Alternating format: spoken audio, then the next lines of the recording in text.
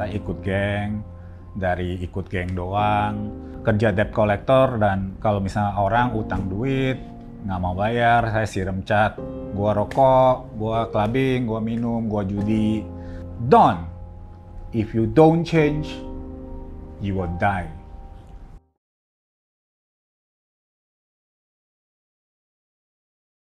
Halo Kodon, apa kabar?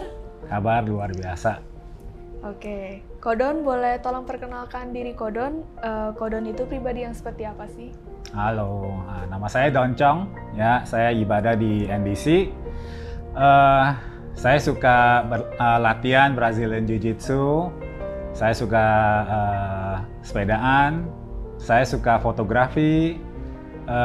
Banyak hal yang gue suka coba. Gue juga suka boxing, olahraga yang lain, dan saya juga senang melayani Tuhan. Oke, luar biasa Kodon. Saya mendengar Kodon ada sedikit Singaporean accent. Apa dulu Kodon pernah tinggal di Singapura? Boleh ceritakan Kodon seperti apa? Ya, benar. Jadi saya dari umur 5 tahun udah ke Singapura. Dan saya di Singapura 19 tahun. Jadi saat saya balik ke Jakarta, saya nggak bisa bahasa Indonesia. Ya, jadi kalau bahasanya, cara ngomongnya agak aneh, maklumin ya. Karena saya kelamaan di Singapura. Ya, jadi di Singapura, saya 19 tahun, saya dari TK udah ke Singapura, sampai primary school, secondary school, sampai college di Singapura, sampai lulus, sempat kerja, baru pulang ke Jakarta. Oke, I see. Mungkin selain bahasa, apa ada perubahan atau perbedaan lain dari Singapura ke Indonesia, ke Jakarta? Perubahan sih banyak banget ya. Saat balik, culture shock, banyak hal yang saya nggak biasa, misalnya macetnya Jakarta, budayanya, culture-nya, banyak hal yang saya sampai sekarang pun masih mencoba sesuaikan. Ya, masih banyak culture shock yang saya harus belajar gitu. Oke, Kodon, aku pernah dengar kalau Kodon dulu tuh pernah salah jalan ya di Singapura. Jadi itu ceritanya gimana ya? Ya, jadi saya kan lama di Singapura ya. Saat saya umur 9 tahun, my parents got divorced. Jadi mama saya ke Amerika, papa saya di sini, di Jakarta. Jadi saya di Singapura, dan I mix with the wrong company. Ya, saya ikut geng, dari ikut geng doang, cuma berantem doang, dan lama-lama terlibat dengan kerjaan yang illegal. Ya, seperti debt collector, di jalanan jual DVD palsu. Ya, dulu belum ada DVD, dulu VCD. Ya, dan saya sempat kerja debt collector, dan kalau misalnya orang utang duit, nggak mau bayar, saya siram cat di pintunya ya. Dan banyak hal yang saya lakukan dengan cara yang salah ya, karena saya rasa ya saya nggak ada jalan yang lain selain ini gitu. Dan kehidupan juga berantakan ya di Singapura. Gua rokok, gua clubbing, gua minum, gua judi. Banyak hal yang I'm not proud of ya. Jadi sampai di Singapura ada teman yang ajak ke gereja. Saat itu ya saya ke gereja itu karena I need something new ya. I just want to go somewhere to see some new things ya. Dan saya diajak ke gereja. Saya sih jujur, saya awalnya nggak pernah mikir saya mau komit ya.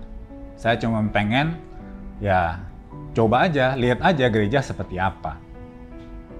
Dan saat altar call ya, pendetanya nanya, apakah di sini ada yang merasa hidupnya kehilangan arah? Jadi ya saya rasa ya itu sorot gitu, pertanyaan itu untuk saya. Tapi saya nggak yakin. Ya, saya nggak yakin. Dan minggu depannya saya coba lagi datang.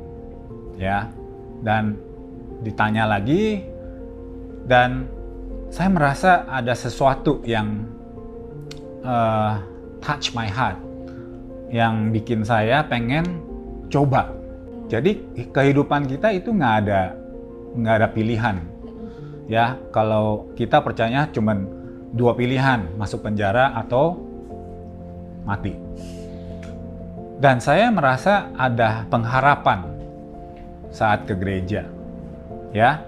Dan dulu kan pas ke gereja, rambut saya panjang nih, pirang. Saya pernah ke gereja ibadah, di samping ada satu anak kecil duduk samping gua. Jadi pas dia lihat tampang saya, dia langsung geser 2 tempat duduk. Boleh Ya. jelaskan tampang Kodon tuh selain rambut pirang gimana ya? Kan nggak mungkin serapi sekarang nih. Ya, pakai jas. betul. Jadi dulu pakai t-shirt, ya, tatoan, rambutnya panjang, pirang, pakai softline warna abu-abu, ya. Jadi pas di gereja pun saya merasa ada yang menghakimi. Jadi misalnya lagi jalan, orang tuanya langsung gandeng anaknya, jauhin gua. But I wanted a change. Ya, kan tadi saya bilang kalau ikut geng itu ada 2 pilihan. Satu masuk penjara, satu mati. Tapi saat ke gereja, saya rasa saya ada pilihan ketiga. Yang saya ingat banget, saat altar call, pendetanya menanya seperti ini. Mungkin di sini ada sesuatu yang kalian ingin. Coba kamu nanya Tuhan. Kalau Tuhan bisa memberi, He is doing something in your life. Jadi, ya buat saya, dulu berhenti rokok itu paling susah. Ya, dan saya minta itu aja. Tuhan, saya minta berhenti rokok. Setelah doa, nothing change. Ya. Besoknya mulai. Kalau lagi rokok, merasa mulut pahit. Ya. Hari ketiga, merasa mual. Hari keempat, saya buang. Rokok, semua korek api, Zippo lighter, semua gue buang. Dan itu adalah sesuatu yang bikin saya percaya gitu. A miracle is happening in my life. Hope is in my life now. Yang dulu saya nggak percaya, saya ada harapan, sekarang saya percaya. Dan ketua komsel saya, ya, dia wanita, badannya kecil, tapi dia galak. Dia galak banget, ya. Galak seperti apa tuh kok? Galaknya gini, dia pernah nantangin saya seperti ini. Dia bilang, Don, if you don't change, you will die. You will not have a future. Dan dia benar-benar push. Dia push saya baca Alkitab, dia push saya baca koran, dia push saya untuk kuliah lagi. Dan sampai satu titik, saya merasa stres. Kenapa? Karena orang tua saya aja nggak kayak gini. Kenapa dia begitu mau gue berubah gitu? Soalnya dia nggak untung apa-apa. Tapi hari ini saya bersyukur. Karena kalau saya nggak punya pemimpin yang begitu push, yang begitu percaya dengan kuasa Tuhan, saya nggak mungkin bisa sampai hari ini. God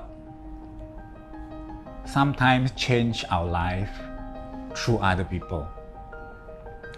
Jadi saya sangat bersyukur di Singapura pernah hancur, tapi Tuhan masih mau pakai. Saya pas mau berubah, saya potong rambut saya jadi pendek, soft lens saya nggak pakai, saya pakai kacamata. Saya berubah, benar-benar 180 derajat berubah. Dan saya sangat bersyukur, ya. Satu hal yang saya belajar, change is through commitment. Komitmen dengan hal-hal yang kecil, misalnya ikut core. Saya nggak bisa berubah kalau saya nggak komit untuk ikut core. Saat saya berubah dan saat saya mengalami perubahan, saya ambil keputusan kalau saya mau berkomit untuk core setiap minggu. Dan di sana kehidupan gua berubah. My life change, my lifestyle change. Sekarang kita bisa nanya teman kita yang masih merokok, kenapa mereka begitu susah untuk berhenti rokok? Karena komunitas mereka semua lagi rokok. Kenapa orang begitu susah untuk berhenti narkoba? Karena komunitas mereka kelilingnya, surrounding them are all people using drugs. Surrounding them are all people smoking. Jadi kalau kita mau berubah, we have to make a stand. Kita harus berani, full tilt, jangan tanggung-tanggung. Ya, seperti kalau misalnya orang mau diet, dia harus all out. Setiap hari jaga makan, setiap hari olahraga, baru ada kelihatan hasil. Nggak bisa olahraga 2 hari, terus 3 hari makan McDonald's, fast food, pizza. Nggak bisa. It's about commitment. Jadi kalau misalnya orang nanya, hey Don, how do you make it? Why you change so much? I change so much. Gue berubah begitu banyak. Karena saya ambil komitmen untuk setiap minggu ikut core, ikut komsel, ikut komunitas yang sehat. Oke.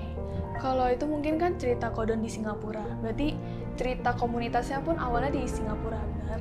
Terus dari Singapura Kodon baru balik ke Jakarta, baru bisa ikut core kan, komsel di NDC. Ya. Itu ceritanya Kodon dari Singapura ke Jakarta ada melalui perubahan apa ya kok? Jadi saya pulang ke Jakarta, saya nggak langsung bisa dapat gereja yang cocok, ya, karena pertama saya nggak bisa bahasa Indonesia, ya. Saya coba ganti-ganti gereja, pindah-pindah gereja, sampai saya sudah nikah dan istri saya dulunya bukan Kristen dan dia ada teman di NDC.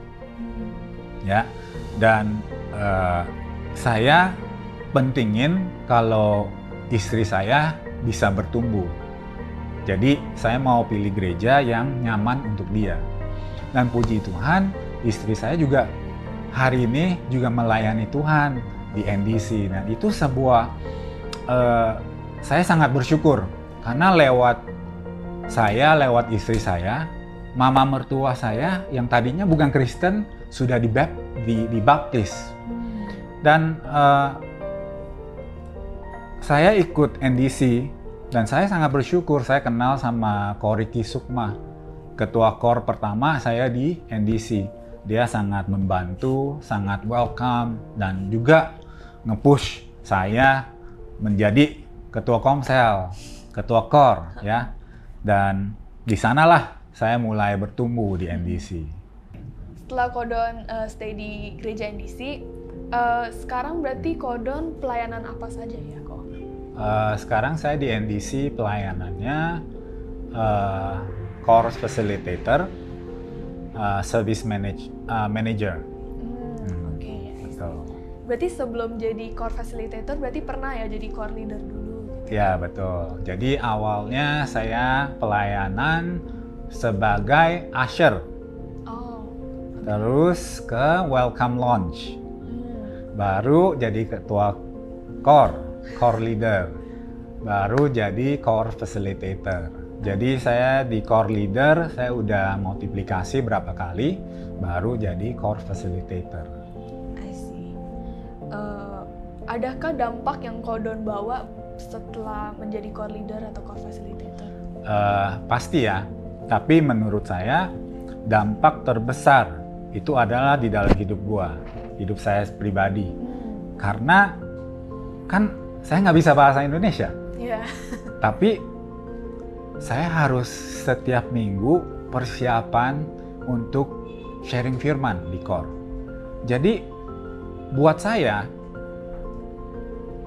untuk persiapan firman itu lebih susah dari ketua Core yang lain. Karena saya harus siapin pakai bahasa Inggris, translate ke bahasa Indonesia, terus sharing ke istri saya. Dia baru, oh nggak boleh, kamu nggak boleh ngomong seperti ini. Baru saya sharing sama core leader, sama anggota core, ya. Jadi sangat berdampak karena saya dan istri juga mulai terlibat dengan firman Tuhan, karena dia harus bantu saya juga. Dan saya juga senang lihat anak-anak core juga merasa encourage gitu. Ya, Don dari yang nggak bisa bahasa Indonesia, sekarang bisa sharing pakai bahasa Indonesia. Kalau dulu doa kalau di core pakai bahasa Inggris, tapi sekarang bisa berdoa pakai bahasa Indonesia. Dan itu changes yang bikin orang tertarik gitu. Bikin orang merasa kenapa ya si Don mau gitu berubah, mau gitu untuk komit. Jadi saya di tempat latihan Brazilian Jiu-Jitsu, teman-teman surrounding me, mereka penasaran gitu. Walaupun saya tatoan, walaupun saya olahraganya yang sangar-sangar ya, bela diri, ya boxing, ikut tanding, tapi saya selalu komit. Saya selalu hari Jumat mau apapun saya selalu ikut core. Dan itu yang bikin orang penasaran. Bukan kita selalu ngomong kita Kristen sebaik apa. No, it's about the lifestyle. If your lifestyle is right, people see Christ in you, they will follow you. Mereka akan mau gitu. Dan saya ada teman juga yang lagi down di dalam kehidupannya. Dan dia lihat, oh si Don olahraga rutin, dia komsel rutin, ikut core rutin, ibadah rutin. Dia lihat kayaknya hidup si Don kayaknya bahagia banget. Dan dia kontak gitu, Don, saya pengen dong ikut dong komsel. Coba saya pengen kenal komunitas baru. Dan teman-teman latihan juga kayak gitu. Dia lihat, wah ini orang sangar-sangar tapi dia begitu komit sama Tuhan gitu. Dan mereka tertarik untuk gabung, untuk ikut. Dan dari sana dampak besar. Karena kenapa? Lifestyle kita mencerminkan Yesus. Dan orang pengen ngerti, pengen tahu. Itu yang penting, itu yang paling berdampak menurut saya. Oke. Mungkin selain berdampak bagi orang sekitar, apa kehidupan orang Kristen juga dapat berdampak pada pekerjaan? Pasti ya. Being a Christian itu bukan agama. Christianity adalah lifestyle. You have to put Christ in every area of your life. Jadi setiap hari saya selalu berdoa, God use me in every area of my life. Kenapa? Saat kita lakukan hal untuk Tuhan, kita akan lakukan dengan spirit of excellence. Kita mau apapun, kita lakukan dengan yang terbaik. Kita di kerjaan juga lakukan yang terbaik. Kita di gereja juga lakukan yang terbaik. Kita sama teman-teman juga kita lakukan yang terbaik. Saat kita ada lifestyle seperti itu, kehidupan kita akan berubah. Pekerjaan kamu akan semakin sukses, semakin berhasil. Berteman kamu juga semakin bagus gitu. Your friendship will grow, your business will grow. Core pasti bertumbuh. Jadi menurut saya, we have to put Jesus in every area of our life. Oke. Adakah contoh spirit of excellence yang Kodon itu dalam pekerjaan Kodon? Misalnya dalam hal apa yang menunjukkan kalau Kodon itu excellent gitu dalam pekerjaan Kodon? Untuk bisnis saya, kalian tahu Atam Taylor itu dari tahun 1968, udah lama banget. Ya, saya gimana bisa membawa Atam Taylor merubah image untuk lebih modern. Ya, saya pertama kali ikut pameran itu nggak ada yang bantuin, nggak ada yang ngajarin. Tapi saya berdoa, saya minta hikmat, saya nanya Tuhan, saya harus gimana baru saya bisa sukses. Dan Tuhan kasih tahu, saya lakukan. And I put the spirit of excellence in every area, in every aspect. Jadi saya mikirin semua detail. Tamu pengennya apa? Bahan mau jual apa? Brosur, layout, desain, karyawan. Itu pertama kali loh saya ikut pameran. Dan pertama kali saya ikut pameran, saya closing 25 deal. Dan banyak tailor-tailor yang lain, pertama kali ikut pameran, mereka cuma close 3, 4. But I close 24 deals. Dan itu adalah sesuatu yang saya merasa God is with me. Sampai di pameran, tetangga saya kira saya udah pengalaman. Karena di setiap aspek, saya udah persiapan yang terbaik. Yang orang lain nggak pernah lakukan, yang saya pertama kali, saya udah jalanin. Saya punya sistem follow up yang bagus. Jadi semua klien saya, mereka nggak cuman beli paket. They don't only buy package, but they get the service. Sebelum mereka menikah, 3 bulan sebelum menikah, saya udah follow up. Saya ada tim follow up, saya ada tim untuk ketemu di toko, saya ada orang di toko, saya udah training untuk gimana kasih tahu jelas untuk bahannya. Dan banyak tailor setelah itu mau belajar sama saya. Lagi sepi-sepinya, saya lagi rame. Jadi itulah the spirit of excellence yang saya terapkan di dalam perusahaan saya. Oke. Kalau misalnya dalam memimpin core, itu spirit of excellence-nya gimana Kodon tunjukkan untuk core member? Jadi dulu saat saya masih ketua core, the spirit of excellence is about details. Saya ada 15 anggota, ya. Saya akan tulis anggota ini. Saya tulis, saya tahu dia, kenal dia seperti apa, dia sukanya apa. Saya ada jadwal, seperti untuk tamu. Saya masukin kalender, saya pastikan 15 anggota itu saya pernah one on one. Jadi saya ajak makan atau saya ajak nonton dan saya akan kenal sama mereka. Saya bukan tipe yang suka core yang bertumbuh terlalu cepat. Kalau misalnya baru multiplikasi ada 8 orang, itu malah saya seneng. Karena buat saya bisa benar-benar memberi untuk 8 anggota itu. I can slowly give them what I know. I can nourish them, I can teach them, I can inspire them. Jadi saya bisa kasih lebih banyak. Dan spirit of excellence seperti tadi saya bilang, saya dulu nggak bisa berdoa pakai bahasa Indonesia. Saya nggak bisa.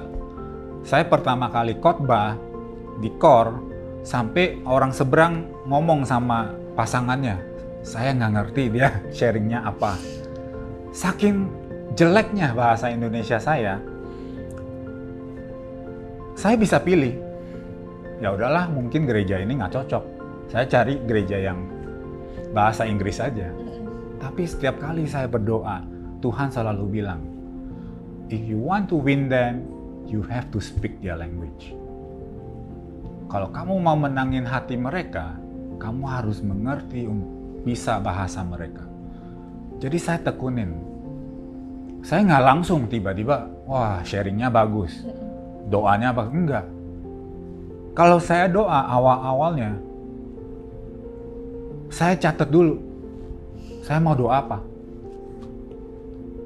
Sampai ada catatan, dalam nama Yesus, amin. Dan saya harus hafalin. Jadi perjalanan saya jadi Kristen di Indonesia itu lebih sulit banding banyak orang. Karena saya nggak bisa. Tapi saya percaya, saya akan ada breakthrough. Kalau saya bisa sharing firman dengan bahasa Indonesia, itu adalah breakthrough di dalam hidup saya. Saya akan bisa menangin lebih banyak jiwa lagi kalau bahasa Indonesia saya lebih bagus. Gitu. Oke kok, nggak terasa ini perbincangan udah mau selesai. Dan sebagai penutup, mungkin ada yang ingin Kodon sampaikan kepada orang-orang yang menonton video ini?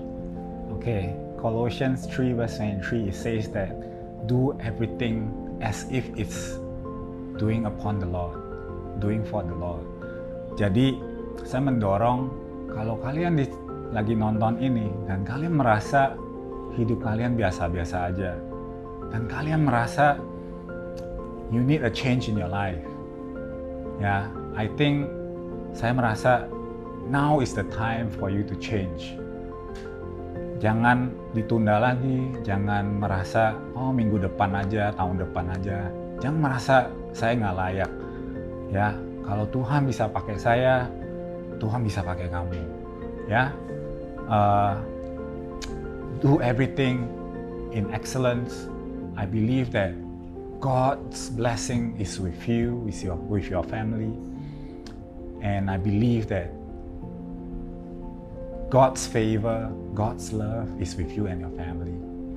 Oke, jangan lupa untuk ikut komunitas, ya, ikut core, daftar core. Percayalah, kalau kalian berani untuk komit di dalam core, kehidupan kalian pasti berubah, ya. Jangan putus asa, jangan males-malesan. It's time for you to experience the change and the love of God. So this is my story. What's yours?